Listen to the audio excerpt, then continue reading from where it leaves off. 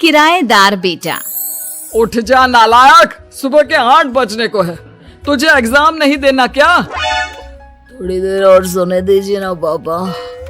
तू उठता या फिर मैं तेरे ऊपर पानी फेंकूं? रोज गधों की तरह सोता रहता है, पेपर की कोई टेंशन ही नहीं है। और एक हमारा समय था जब हम पेपर में फेल होने के डर से रात भर पढ़ा करते थे, सो ही नहीं पाते थे। तो क्या अब आप उसका बदला मुझसे लेंगे? मैं 15 मिनट बाद उठ जाऊंगा, आप प्लीज जाइए, मुझे डिस्टर्ब मत कीजिए। इतना कहकर रौनक रजाई ढककर फिर से सो जाता है। तू ऐसे नहीं मानेगा, रुक मैं अभी पानी लेकर आता हूँ। बस फिर क्या था, इतना कहकर वो भागते हुए बाथरूम में जाते हैं और पानी की एक बड़ी सी बाल्टी लाकर रौनक के ऊपर फेंक देते हैं। पानी पड़ते ही रौनक झट से उठ जाता है। ये आपने क्या किया पापा?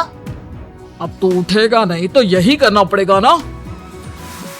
वैसे थैंक्स डैड, आपके कारण ना अब मुझे नहाने की भी जरूरत नहीं पड़ेगी। चलिए अब आप माँ से बोलकर मेरे कपड़े निकलवा दीजिए, तब तक मैं ब्रश कर लेता हूँ। वैसे कल ना आप एक काम और करना, नहलाने के साथ साथ मुझे ब्रश भी करवा देना।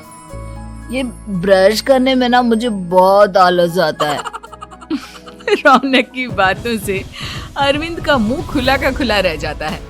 वो अपनी पत्नी कमला के पास जाता है और रौनक की हरकतों के बारे में बताता है, जिसे सुन उसकी पत्नी हंसने लगती है।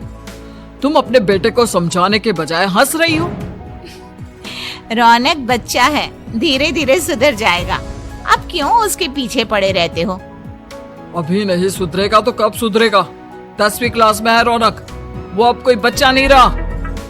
अरविंद की इतना बोलते ही वहाँ रौनक भी आ जाता है। क्या डैड, मैंने आपको एक काम दिया था, वो भी नहीं हुआ आपसे। अरे क्या हुआ बेटा? माँ, मैंने डैड से बोला था कि वो आपको बोलकर मेरे स्कूल की यूनिफॉर्म निकाल दे, लेकिन मेरे पीछे पड़ने के अलावा इनसे एक काम ढंग से नहीं होता। देख रही हो कमला, देख रही हो अपने लाडले को? अरे आप चुप रहिए जी। चलो बेटा, मैं तुम्हें कपड़े निकाल कर दे देती हूँ बस। ऐसे ही साल पर साल बीतते जाते हैं, लेकिन रौनक के रवैये में कोई बदलाव नहीं आता। वो पहले से भी ज्यादा आलसी और पूरी तरह अपने माता पिता पर निर्भर हो जाता है। 2 साल बाद पता नहीं कहाँ गायब रहता है पूरे दिन, अब तक तो आ जाना चाहिए था। अरे आप इतनी फिक्र क्यों कर रहे हैं उसकी? दोस्तों के साथ खेल रहा होगा, आ जाएगा अभी। ये कोई टाइम है खेलने का? 10 बजने वाले हैं, इतनी रात में कौन खेलता है? कमला कुछ कहती उससे पहले ही रौनक वहाँ आ जाता है। मम्मी जल्दी से खाना लगा दो, बहुत भूख लग रही है। तुम्हें तब तक खाना नहीं मिलेगा जब तक तुम बता नहीं देते कि इतनी रात गए कहाँ से आ रहे हो। ओह प्लीज डैड, अब आप एसी पे प्रद्युमन बनकर मेरे सर पर बंदूक लेकर मत बैठ जाना। अपनी फालतू की बकवास बंद कर और बता कहाँ से आ रहा है। माँ अब समझाइए ना डैड को। बता देना बेटा, इनको भी तसल्ली हो जाएगी। आप बोल रही हैं तो बता देता हूँ। मैं दोस्तों के साथ मूवी देखने गया था, इसलिए देर हो गई। तो इन सब चीजों में मेरे पैसे उड़ाता है। कभी 1 रुपया कमाने के बारे में सोचा है तूने? जब देखो हवा की तरह पैसे उड़ाता रहता है। माँ अब आप इन्हें चुप करा दीजिए, वरना ना मुझे गुस्सा आ जाएगा। अच्छा क्या कर लेगा? बता ना क्या कर लेगा तू? वैसे बात तो ठीक ही है, मैं कर ही क्या सकता हूँ। पैसे तो फिर भी मैं आपसे ही मांगूंगा ना। चलिए अब ये सब बात छोड़िए और मम्मी मेरे लिए खाना लगा दीजिए। अभी लगा देती हूँ बेटा। मैं बता रहा हूँ कमला, एक दिन ये ऐसे ही बिगड़ जाएगा। ओफो, आप क्यों इतना पीछे पड़े रहते हो मेरे बच्चे के? बात की बाद में देखेंगे, अभी आप शांति से उसे खाना खाने देंगे। अगले दिन डैडी मुझे 10,000 रुपए चाहिए। हाँ? अब इतने पैसे क्यों चाहिए तुझे? डैड अब बिना सवाल किए कभी पैसे नहीं दे सकते क्या? जब तक तू बताएगा नहीं तुझे पैसे भी नहीं मिलेंगे। अरे अब आप अपने बेटे को पैसे भी नहीं दे सकते? नालायक, तेरी उम्र के लोग नौकरी करते हैं और एक तू है जो नौकरी करने का नाम ही नहीं लेता कभी। आप लोगों के होते हुए भला मैं नौकरी क्यों करूं? अरे हम कब तक पैसे देंगे तुझे? तुझे भी तो अपने पैरों पर खड़ा होना होगा ना। कौन सा उधार के पैरों पर खड़ा हूँ? अपने ही तो पैरों पर खड़ा हूँ मैं। इसी तरह रौनक दिन प्रतिदिन लापरवाह होता जाता है। उसकी लापरवाही को देखते हुए अरविंद और कमला अपने बेटे की शादी कराने का फैसला लेते हैं और 1 महीने के अंदर अंदर ही रौनक की शादी मेघा नाम की लड़की से करा देते हैं। शादी के कुछ दिन बाद, रौनक, मुझे एक अच्छी सी साड़ी चाहिए, आप ला दोगे ना? हाँ, क्यों नहीं। कितने तक की आती है साड़ी? यही करीब 5,000 तक की। तुम चिंता मत करो, मैं आज ही डैडी से पैसे मांगकर तुम्हारे लिए साड़ी ले आऊंगा। आप कब तक ऐसे ही अपने पापा से पैसे मांगते रहेंगे? कोई अच्छी सी नौकरी क्यों नहीं कर लेते आप? अरे डैड के होते हुए मुझे नौकरी करने की जरूरत ही क्या है? पर आप ऐसे कब तक उनसे पैसे मांगते रहेंगे? कुछ आपको अपने दम पर भी तो करना होगा ना। अब तुम भी बाकी लोगों की तरह मुझे ज्ञान देना शुरू मत कर देना। साड़ी चाहिए ना तुम्हें, मिल जाएगी बस। इतना कहकर रौनक अपने पिता से पैसे मांगने चला जाता है। डैडी, मुझे 5,000 रुपया चाहिए। अब 5,000 क्यों चाहिए तुझे? वो मेघा को साड़ी चाहिए थी।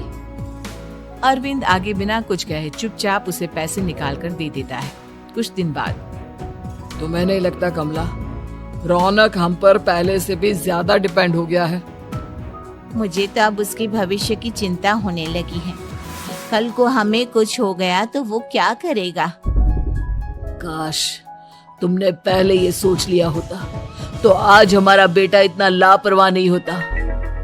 तब मुझे कहाँ पता था कि मेरा लाड प्यार उसे इतना बिगाड़ देगा कि वो इस हद तक लापरवाह बन जाएगा। कोई बात नहीं, अभी भी देर नहीं हुई। मुझे पता है उसे कैसे सुधारा जा सकता है।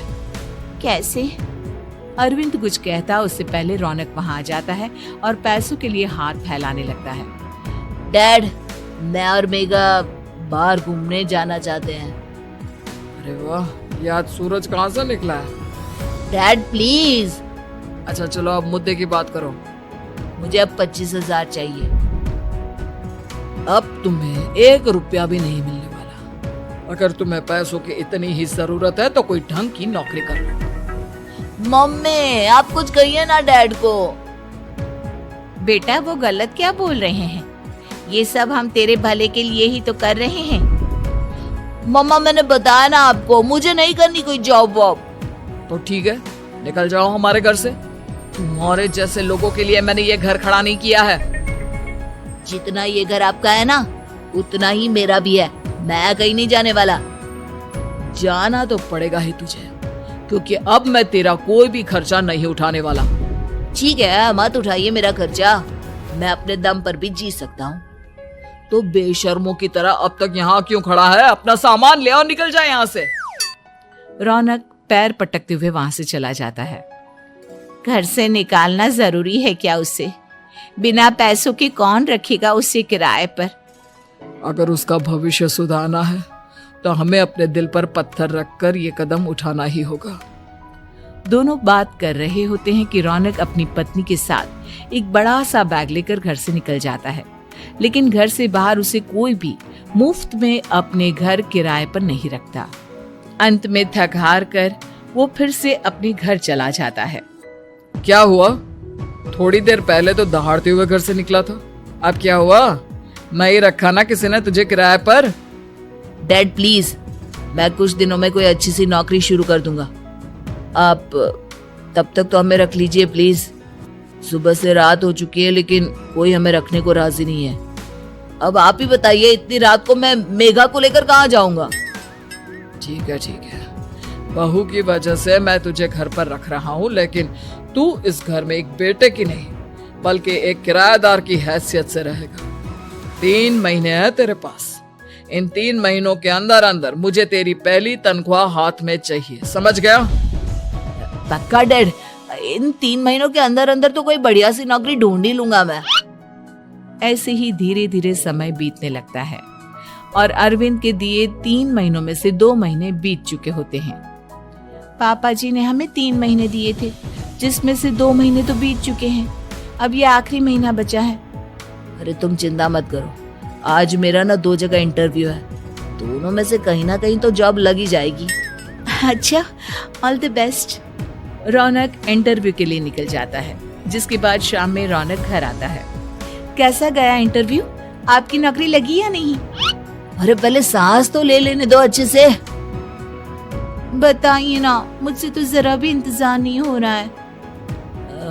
वो दरअसल बात यह है कि मेरी नौकरी तो लग चुकी है, लेकिन पैसे बहुत कम है। कितने पैसे हैं?